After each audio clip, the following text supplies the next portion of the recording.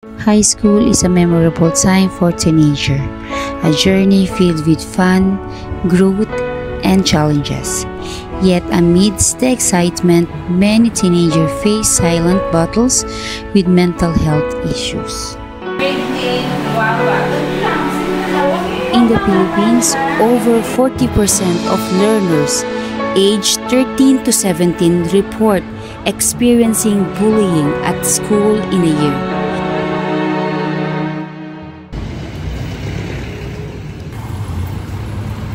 Ako si Sandra Oranza, PCC Ibids Cavite International 2025. Tara, samahan niyo ako upang kitain ang mga estudyante ng EIHS upang makapagbigay ng inspirational message regarding about mental health. Ito ang aming tahanan. May kasama na ito. Business ba? Business or festival namin. Tara, samahan niyo ba?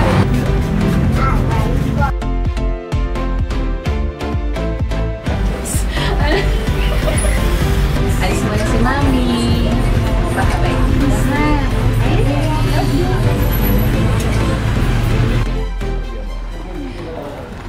Kasi alam ko na sila unang-unang makakatulong o mas makakaintindi sa mga estudyante na nakakaranas ng depression at anxiety.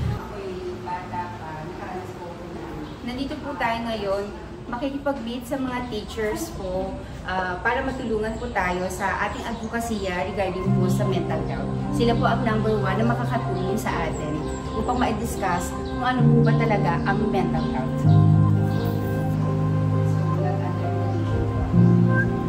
Na nakakaranas na po pala tayo ng depression.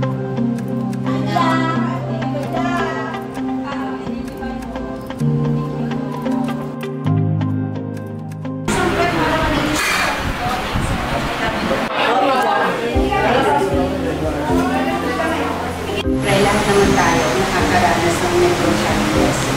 Pero depende yun kung paano natin siya i-handle.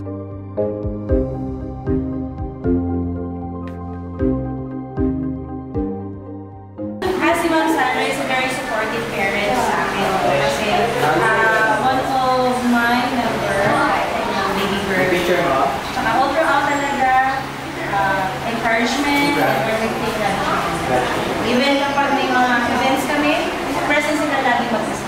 That's why I'm so blessed with this beautiful girl. Beautiful book. What you? Join me in this advocacy.